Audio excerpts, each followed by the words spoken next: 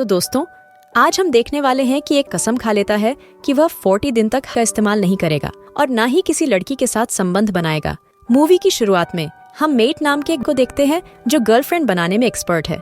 जब मेट किसी गर्ल का खरबूजा देखता है तो वह गुफाओं के दर्शन करना चाहता है। मेट एक रेस्टोरेंट में बैठकर अपनी गर्लफ्रेंड की फोटो देख रहा होता है जिसका हाल ही में मेट से ब्रेकअप हो गया है। इसके बाद मेट अपने भाई से मिलने चर्च में जाता है। वहाँ उसका भाई चर्च में फादर बनने की प्रैक्टिस कर रहा होता है। मेट अपने भाई से कहता है कि मेरी गर्लफ्रेंड से मेरा ब्रेकअप हो गया है और मैं उसे भूलना चाहता हूँ। मेट बताता है कि अपनी गर्लफ्रेंड को भूलने के लिए उसने कई गर्ल के साथ गपागप भी किया, पर वह जब भी गपागप कर रहा होता है तो उसे दीवार में क्रेक दिखने लगता है। इसकी वजह से वो डर जाता है और किसी भी गर्ल को संतुष्ट नहीं कर पाता है। मेट की बातें काफी अजीब होती है, इसलिए उसका भाई भी उसकी हेल्प नहीं कर पाता है। अगले दिन मेट अपने दोस्त से मिलता है, फिर दोनों शाम को एक बार में जाते हैं। बार में उसका दोस्त दारू पीने लगता है। तभी वहाँ मेट को एक लड़की मिलती है जिससे वह बातें करने लगता है और फिर उसे गर्लफ्रेंड बना लेता है। लेकिन तभी मेट को छत में दरार दिखता है जिसे देखकर मेट बहुत डर जाता है और तुरंत वहाँ से भाग जाता है। अगले दिन मेट अपने ऑफिस में जाता है। वहाँ कैंटीन में जाने के बाद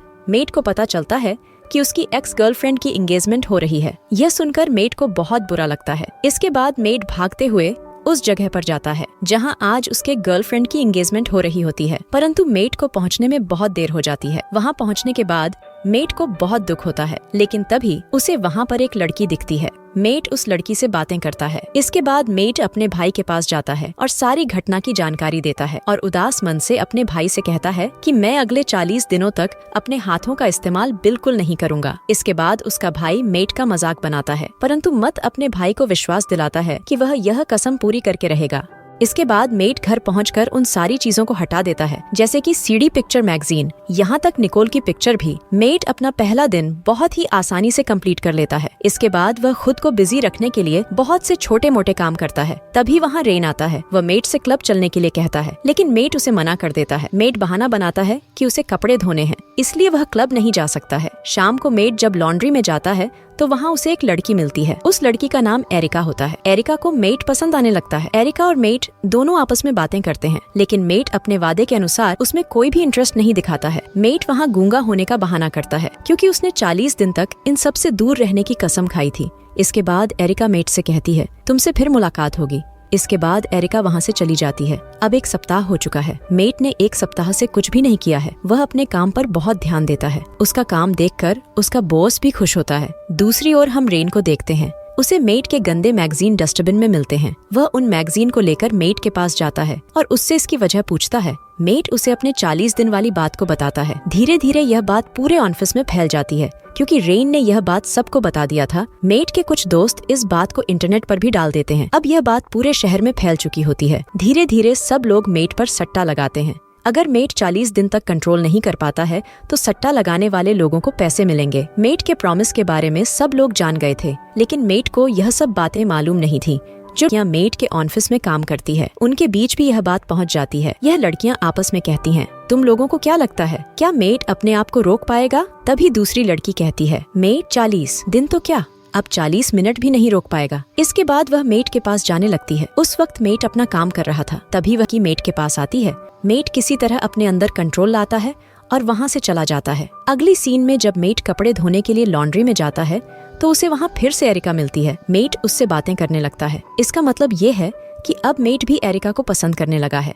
ये दोनों साथ में घूमने जाते हैं, डेट पर जाते हैं, एंजॉय करते हैं। परंतु एक दिन हम देखते हैं कि मेट जब एरिका घर पर छोड़ने गया था तो एरिका उसे किस करने की कोशिश करती है, लेकिन मेट वहाँ से भाग जाता है। अगले दिन जब मेट ऑफिस पहुँचता है तो कैंटीन का वेटर उसके डेट के बारे में पूछता है। उसकी बातों को सुनकर मेट बहुत हैरान हो जाता है। वह सोचता है कि इसे मेरे डेट के बारे में कैसे मालूम हो गया। मैं तो यह बात सिर्फ अपने फ्रेंड रेन को बताई थी। तभी वहाँ क्रिश आता है। वह मेट को उसके बारे में बताता है। वह कहता है, तुम्हारी कहानी इंटरनेट पर वायरल हो गई है। तुम्हारे कसम के बारे में सब लोग जान गए हैं। फिर एरिका को भी मेट के बारे में मालूम हो जाता है। फिर एरिका मेट से मिलती है। वह मेट पर काफी गुस्सा थी। एरिका को यह लगता है कि मेट ने कसम पूरा करने के लिए उसका इस्तेमाल किया है। इसके बाद मेट अपने दोस्त पर बहुत गुस्सा होता है। अगले हफ्ते जब मेट अपने कपड़े धोने जाता है तो वहाँ एरिका नहीं आती है। तभी मेट को वहाँ एक लेटर मिलता है। लेटर में एरिका ने उसे डिनर के लिए इनवाइट किया था।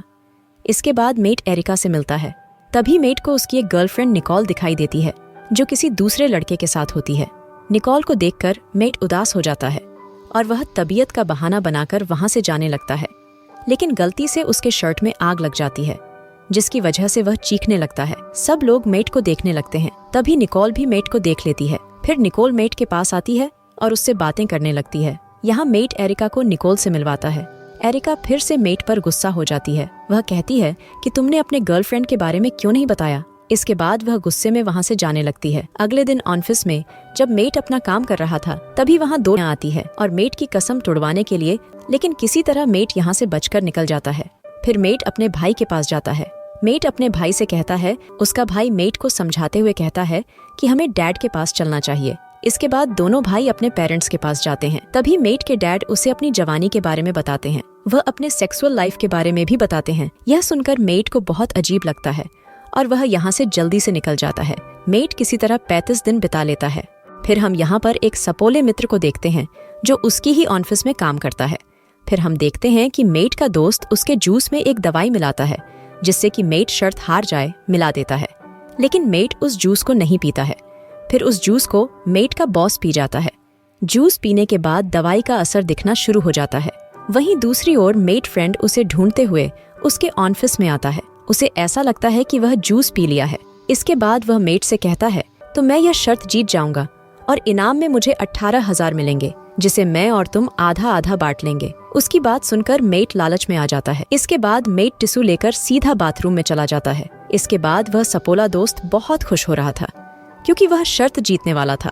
यहाँ पर हम देख पा रहे हैं कि पूरा का पूरा ऑफिस अपना काम काज छोड़कर सब बाथरूम के बाहर जमा हो जाते हैं ताकि वह मेट का कार्यक्रम देख सके।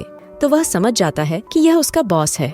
यह सब देखकर मेट बाथरूम के खिड़की से भाग जाता है। फिर वह एरिका से मिलने उसके घर जाता है। वह एरिका के लिए फूल भी लेकर जाता है। वहाँ दोनों एक दूसरे से रोमांस करते हैं, लेकिन सिर्फ ऊपर से। सुबह जब एरिका की नींद खुलती है तो मेट वहाँ से जा चुका था। मेट मैथ का 38वां दिन है।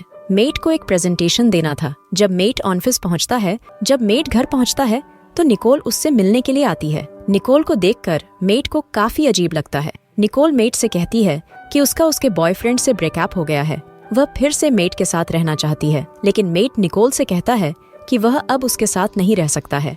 इसके बाद निकोल क्रिश के पास जाती है और वह मैट पर बेट लगाती है।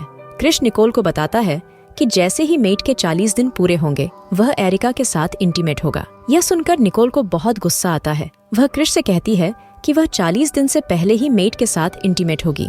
इधर 40 दिन पहुंच चुका है। आज के दिन मेट को सारी लड़कियां हॉट दिख रही थीं। मैं इन सारी चीजों से बचना चाहता था, इसलिए वह अपने भाई के पास चर्च में जाता है। वहां पहुंचकर मेट देखता है कि उसका भाई एक नन के साथ मजे ले रहा है।